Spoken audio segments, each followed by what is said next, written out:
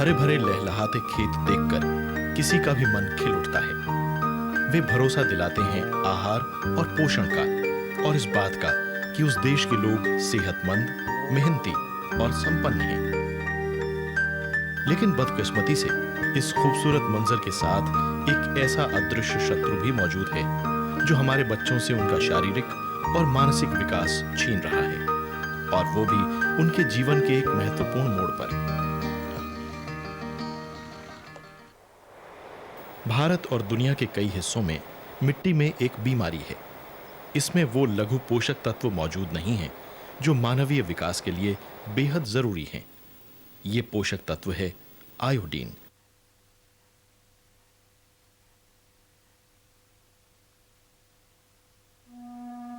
Iodine की कमी इंसानी विकास में एक बड़ी बाधा है। इससे शारीरिक और मानसिक दोनों ही तरह की समस्याएं पैदा हो सकती हैं। ये समस्याएं सामने दिख भी सकती हैं, जैसे बौनापन, घेंघा रोग या बहरापन, या फिर ये अदृश्य रहकर मस्तिष्क के विकास को प्रभावित कर सकती हैं, जिसका कारण होता है आयोडीन की कमी।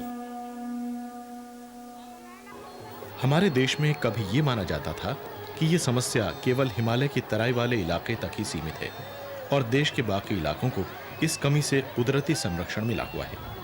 मगर बदकिस्मती से आज मंजर यह है कि हमारा कोई भी राज्य या केंद्र शासित प्रदेश आयोडीन की कमी या आईडीडी से होने वाली मुश्किलों से मुक्त नहीं है। यहाँ तक कि दिल्ली, चंडीगढ़ और मुंबई जैसे शहरों में भी ये समस्या गंभीर है। खतरा हम सभी के सामने है। भारत में करीब 20 करोड़ लोग आयोडीन से जुड़े रोग बहुल क्षेत्रों में बसते हैं। इनमें से 7 करोड़ लोग घेंघे का शिकार हैं। देश में लगभग 10 लाख लोग क्रेटन यानी बौने हैं और भूमि की वजह से मानसिक तौर पर पूर्ण विकसित नहीं है। इसके अलावा आईडीडी के कारण हर साल बहुत से बच्चे मरे हुए पैदा होते हैं या जन्म के समय ही मर जाते हैं। इस तरह देखा जाए तो आईडीडी का दुष्प्रभाव जबरदस्त है और ये सार्वजनिक स्वास्थ्य से जुड़ी एक गंभीर समस्या की रहनुमाई करता है।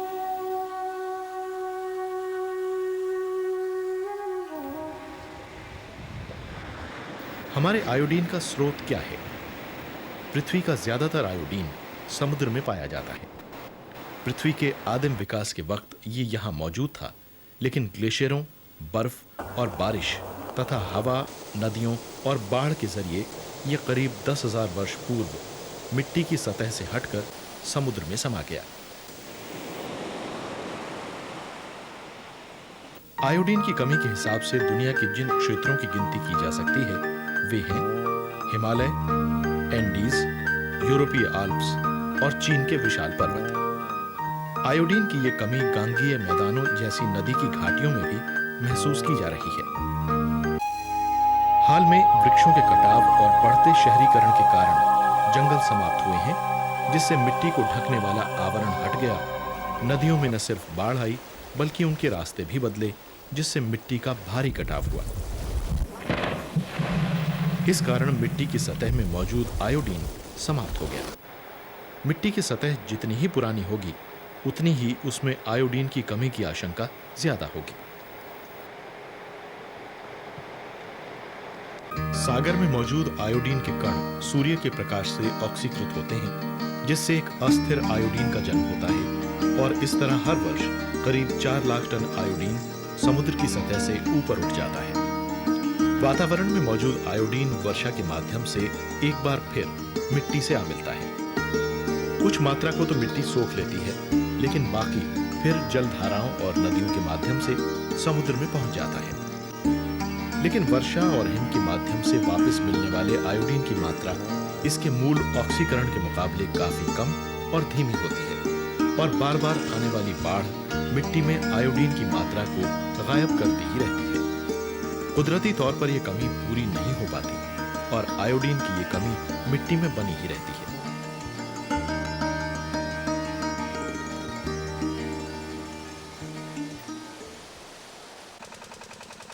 मिट्टी की निचली और गहरी परतों में अमूमन आयोडीन मौजूद रहती है और इस तरह के गहरे कुओं से निकाले जाने वाले पानी से काफी मात्रा में आयोडीन मिल सकती है। लेकिन जहां पानी मिट्टी से आयोडीन को धो देता है, वहां इसकी कमी हो जाती है। इस जमीन पर उगने वाली फसलों में भी आयोडीन का अभाव रहता है। नतीजतन जो इंसान और जीव पूर्णतः इस जमीन पर उगी फसलों और वनस्पति पर जीवित रहते हैं, उनमें भी आयोडीन की कमी होने लगती है। उत्तर प्रदेश में जो लोग बूढ़ी गंडक के किनारों पर रहते हैं, उनमें आयोडीन की कमी से उपजने वाली गंभीर समस्याएं देखी गई हैं। पडरौना और गोंडा के आसपास के गांवों में घेंघा रोग से बड़ी संख्या में ग्रस्त रहते थे। घेंघा रोग या आईडीडी जनित व्यापक रोग बहुत कम नुकसानदायक है, लेकिन इससे एक खास इलाके में आयोडीन की कमी से होने वाली क्षति का व्यापक संकेत मिल जाता है। घेंघा रोग में थायराइड ग्रंथियों का आकार बढ़ने के कारण गर्दन में सूजन आ जाती है। आयोडीन की कमी से ग्रस्त होने के कारण ग्रंथियां इस संभावना में अपना आकार बढ़ाती जाती हैं कि शायद उन्हें आयोडीन की ज्यादा मात्रा हासिल होगी। शुरुआती दौर में घेंघा रोग एकदम दिखाई नहीं देता, लेकिन घेंघा से ग्रस्त लोगों को आयोडीन की कमी से अन्य कई मुश्किलें पेश आ सकती हैं। सौभाग्य से घेंघा के मरीजों की संख्या इस इलाके में अब कम हो रही है। घेंघा रोग कोई नई बीमारी नहीं है, यह तो सदियों से चली आ रही है। अथर्ववेद में कई संस्कृत के श्लोक हैं जिनमें इस रोग का जिक्र है। बौद्ध काल की पेंटिंग्स में भी घेंघा रोग चित्रित है।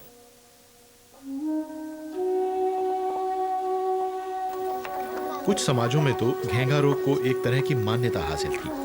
उत्तर प्रदेश और बिहार में यदि वयस्कता की उम्र में किसी की गर्दन में सूजन आने लगती थी, तो समझा जाता था कि वो व्यक्ति विवाह योग्य हो गया है। कई वर्षों से उत्तर भारत की नदियों के किनारे वाले मैदानों के आसपास के गांवों में अपंगों या भौंक या क्रेटन कहे जाने वाले लोगों की भारी मौजूदगी नजर आई।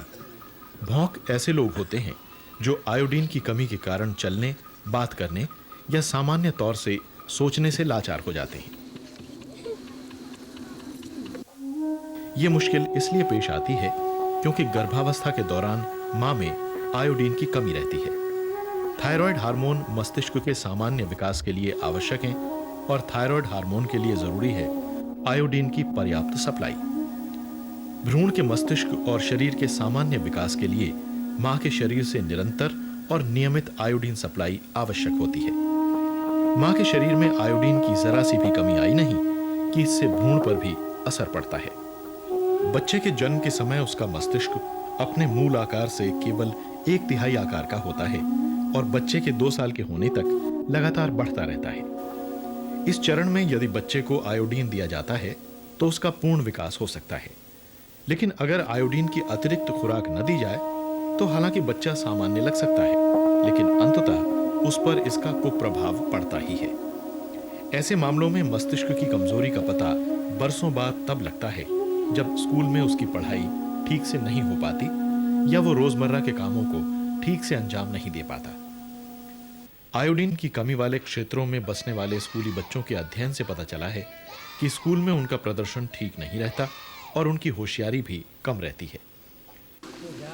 आयोडीन की प्रचुरता वाले इलाके के बच्चों से जब उनकी तुलना की गई तो उनके 13 आईक्यू अंक कम निकले, यानी जिन क्षेत्रों के बच्चे आयोडीन की कमी वाले इलाकों में रहते हैं, उनका मानसिक स्तर आयोडीन की संपन्नता वाले क्षेत्रों के बच्चों से कमतर होता है। 3 बरस की उम्र के बाद विकास संबंधी ये कमी बिल्कुल स्पष्ट हो जाती है।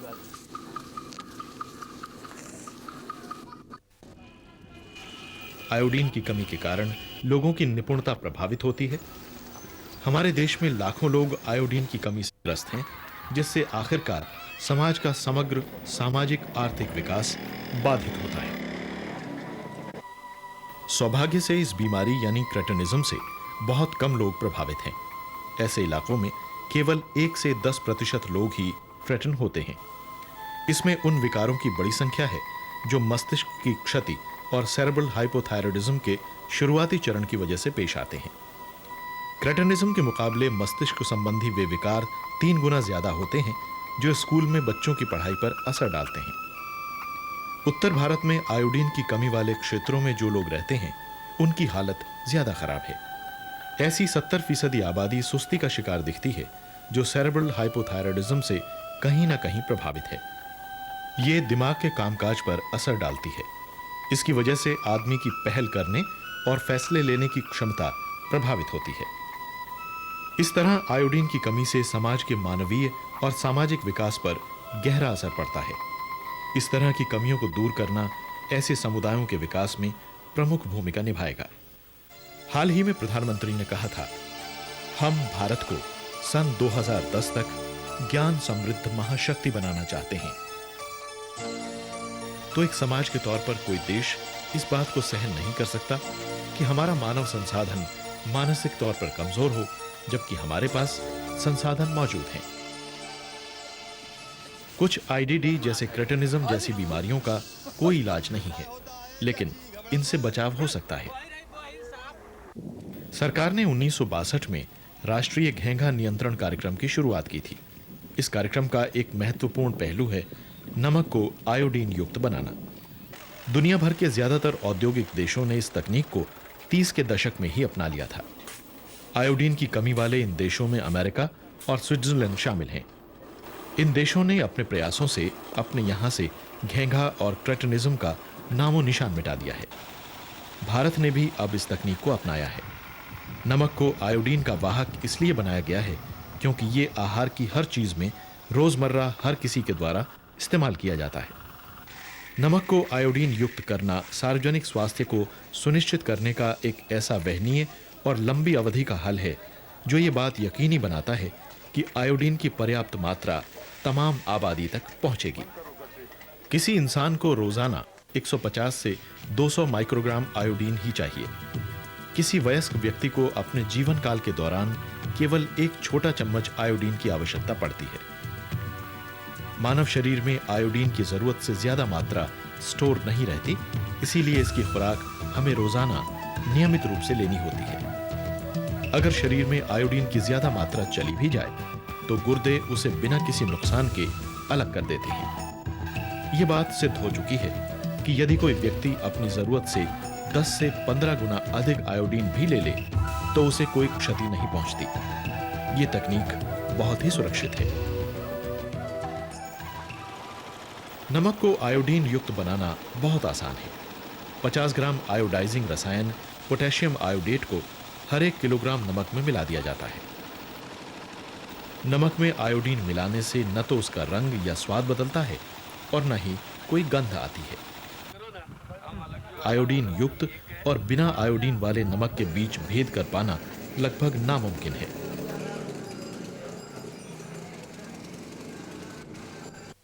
आयोडीन युक्त नमक की उच्च गुणवत्ता बनाए रखने के लिए कई कदम उठाए गए हैं। फूड इंस्पेक्टरों को यह अधिकार होता है कि वे आयोडीन युक्त नमक के नमूने लेकर उनका विश्लेषण करवा लें। आयोडीन नमक की 3 स्तरों पर जांच की जाती है। उत्पादक द्वारा संसाधित किए जाते समय, स्टॉक और लोडिंग के समय नमक विभाग के अधिकारियों द्वारा और राज्य के स्वास्थ्य विभाग के अधिकारियों की तरफ से उपभोक्ता स्तर पर। इसके अलावा नमक की गुणवत्ता जांचने के लिए 26 प्रयोगशालाएं और मौके पर ही जांच के लिए 5 चलती फिरती प्रयोगशालाएं कायम की गई हैं। वे टाइट्रेशन टेस्ट नामक परीक्षण के जरिए ये सुनिश्चित करती हैं कि इस्तेमाल किया जा रहा नमक सरकार के नियमानुसार है या नहीं। आयोडीन का नुकसान कम से कम हो, इसके लिए आयोडीन युक्त नमक को या तो उच्च घनत्व वाले पॉलिथीन बैगों और पाउचों में या फिर पॉलिथीन लाइन वाले जूट बैगों में पैक किया जाता है। आयोडीन युक्त नमक को उत्पादन केंद्रों से देश के अलग अलग हिस्सों तक पहुंचाने के लिए रेलवे ने इसे प्राथमिकता दे रखी है। एक बात यहां ध्यान देने के लायक है। कुछ लोगों का मानना है कि आयोडीन युक्त नमक का मतलब है रिफाइंड नमक, जिसका मतलब है पैकेट नमक, जिसका मतलब है ब्रांडेड नमक, यानी कुल मिलाकर महंगा नमक। लेकिन यह धारणा सही नहीं है।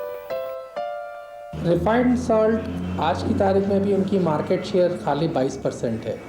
भारत में लगभग 50 लाख टन खाने के नमक की आवश्यकता होती है, जिसमें से 45 लाख टन आयोडाइज नमक होता है और रिफाइंड सॉल्ट केवल 10 लाख टन होता है। बाकी 35 लाख टन नमक नॉन रिफाइंड आयोडाइज साल्ट होता है, जो कि मार्केट में सस्ते दामों पर उपलब्ध है। आयोडीन कंटेंट जहाँ तक है उसमें कोई भी गुणवत्ता में कोई कंप्रोमाइज़ नहीं होता है। ये ऑर्डिनरी आदमी ऑर्डिनरी आयोडाइज साल्ट ले करके अपनी पूरी रिक्वायरमेंट पूरी कर सकता है। बड़े रवे के आकार वाला एक और भी नमक होता है जिसे फोड़ा नमक कहते हैं। यह भी आयोडीन युक्त होता है और खुला बिकता है। यह मुख्य रूप से उत्तर प्रदेश और मध्य प्रदेश में मिलता है। इस नमक को इस्तेमाल करने वाले बहुत से लोग ये नहीं जानते कि यह भी आयोडीन युक्त होता है।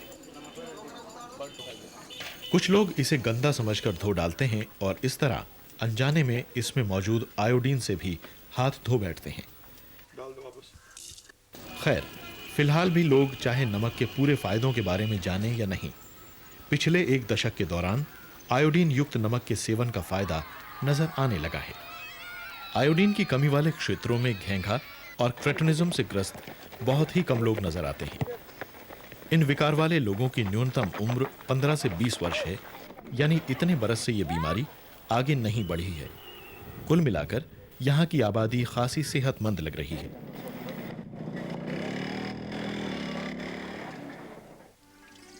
मिसाल के लिए सिक्किम का जिक्र करें, यहाँ कभी आयोडीन की कमी से कई विकार होते थे। दक्षिणी हिमालय की तराई और उसके आसपास के क्षेत्र घेंघा और क्रेटिनिज्म से बुरी तरह ग्रस्त थे। ये क्षेत्र 2400 किलोमीटर की लंबाई में कश्मीर से पूर्व की नगा पहाड़ियों तक फैला है। सिक्किम आयोडीन की कमी से ग्रसित राज्यों में है। भारी वर्षा और 300 से 5500 मीटर की ऊंचाई वाले भूप्रदेश तथा यहाँ की दो प्रमुख नदियों रंगत और टीस्टा में आने वाली बाढ़ ने यहाँ की मिट्टी में मौजूद आयोडीन को काफी पहले ही खत्म कर दिया है।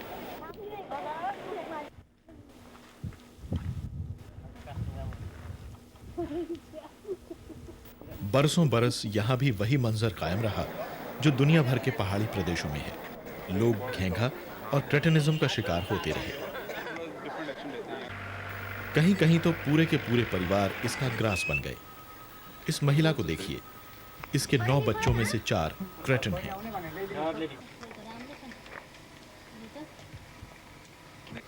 एक लड़की जो सामान्य थी, उसे अपने माता पिता के साथ अपने सहोदरों की देखभाल करनी पड़ती थी। काम करने वाले क्या कर दुख होने। ये पूरी तरह हमारे ऊपर निर्भर हैं और अपनी देखभाल खुद नहीं कर सकते। मुझे इनकी मदद खिलाने में, कपड़े पहनाने में और करीब करीब हर काम में करनी पड़ती है। एउटा छोरी चाहिँ छ, ठुलो चाहिँ छोरा चाहिँ सबै निस्किहाल्छ। This is one of the highly endemic area for the iodine deficiency disorders. This area has nearly 70% iodine of deficiency vector की rate बीमारियों से and बहुत प्रभावित है। 78% cretinism rate. झींगा की दर And you can 70% see the है और cretin here. क्रेटिनिज्म की These are 7 the से neurological 8%। cretin. आप After इन this क्रेटिन्स को देख program, रहे हैं। iodization student program. Now these iodise children नमक are from the कार्यक्रम के same बाद family. उसी And परिवार they के are ये quite बच्चे normal. सामान्य She is हैं। going to school. इस so बच्ची she को has स्कूल में been दाखिला मिल admitted. गया है। Now these children ये बच्चे are भविष्य की normal उम्मीदें child. So हैं। they are the hope of the future. राज्य के राजनीतिक नेतृत्व ने इस समस्या की गंभीरता को भांपकर ये समझा कि किस प्रकार पर्यावरण आबादी को प्रभावित करता है। 1988 में आईडीडी पर काबू पाने के लिए राज्य में एक व्यापक कार्यक्रम को मंजूरी दी गई।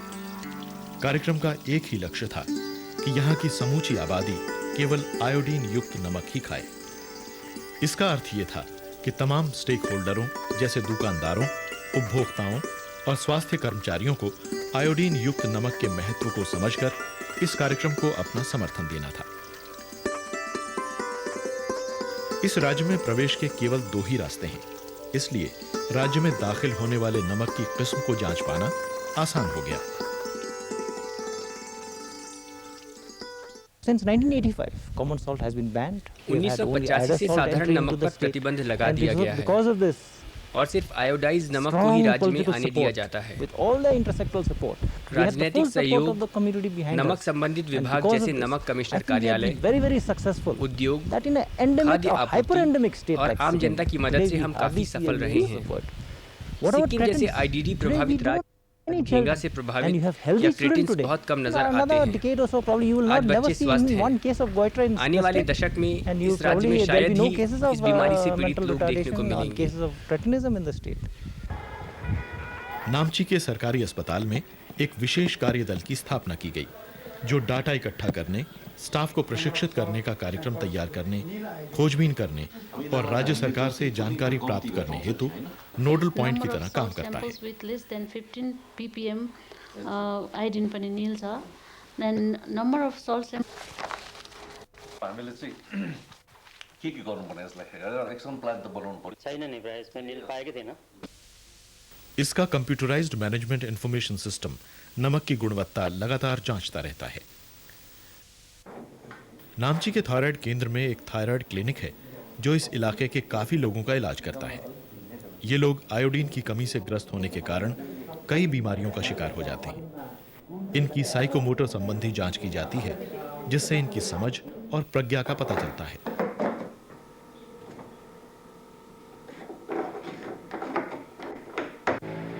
आयोडीन नमक की गुणवत्ता की विशुद्ध और निरंतर जांच कई स्तरों पर की जाती है। थोक और खुदरा बिक्री केंद्रों और घरेलू स्तर पर नमक की जांच की जाती है। प्राथमिक स्वास्थ्य केंद्रों में काम कर रहे कर्मचारियों को प्रशिक्षित किया गया है और उन्हें इस कार्य के संपादन में लगाया गया है। घरों में जांच करने के लिए स्वास्थ्य कर्मचारियों को लगाया गया है। आयोडीन की गुणवत्ता की मौके पर जांच के लिए काम में आने वाली किट में एक वायल है जिसमें रासायनिक घोल है। नमक नमूने में आयोडीन है कि नहीं ये जानने के लिए वायल में से एक बूंद नमक में मिला दी जाती है। यदि उसमें आयोडीन है तो नमक का रंग बैंगनी हो जाता है। रंग के गहरेपन की तुलना एक टेस्टिंग स्ट्रिप के साथ करके नमक में आयोडीन की मात्रा का स्तर स्पष्ट हो जाता है। कर्मचारी भी लोगों को आयोडीन की कमी से पैदा होने वाली मुश्किलों के बारे में बताते रहते हैं और इसके महत्व के बारे में भी। एक वक्त था जब परिवारों में क्रेटिनों की कई पीढ़ियां थीं, लेकिन आज बच्चे पढ़ाई में चुस्त और चौकस हैं, जिससे राज्य की हालत में काफी बदलाव आया है।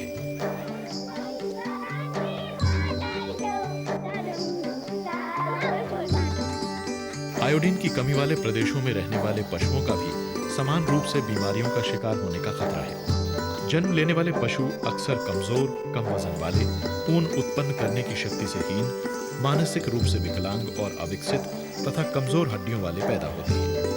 ऐसे पशु ऊन, मांस, दूध और अंडों की कम मात्रा ही उत्पन्न कर पाते हैं। इन बातों से किसानों की आय काफी प्रभावित होती है। सिक्किम की अर्थव्यवस्था में पशुपालन का विशेष स्थान है। मुर्गी पालन के साथ साथ गाय, भैंस, भेड़, बकरी, याक और सुअर भी पशुपालन में प्रमुख हैं। परंतु यदि पशुओं को आयोडीन युक्त नमक वाला खाना मिले जो उनके भोजन की कमियों को दूर कर दे तो ये पशु हानिकारक प्रभावों से बचकर स्वस्थ बने रह सकते हैं।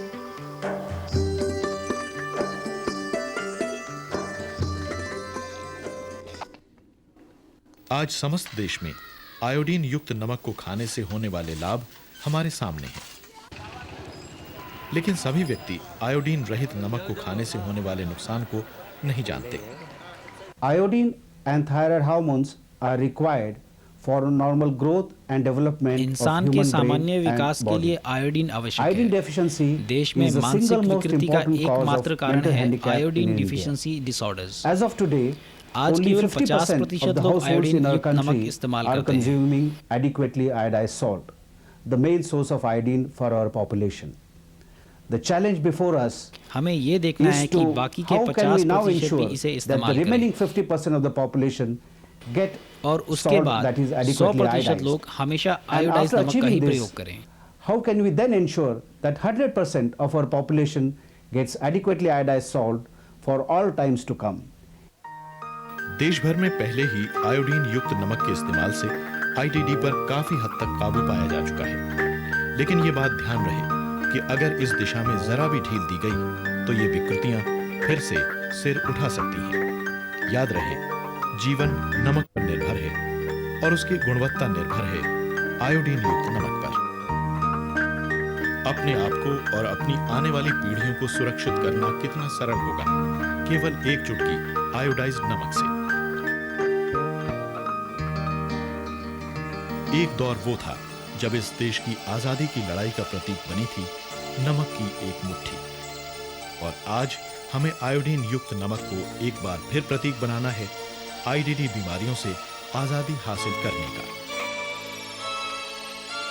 आइए संकल्प लें कि हम अपने देश को एक ऐसी सुबह की ओर ले जाएंगे जो हमें ज्ञान से जुड़ी अंतर्राष्ट्रीय बिरादरी की सूची में सबसे ऊपर रख दे। समाधान हमारे हाथ में है। आइए इसे यथार्थ रूप दें।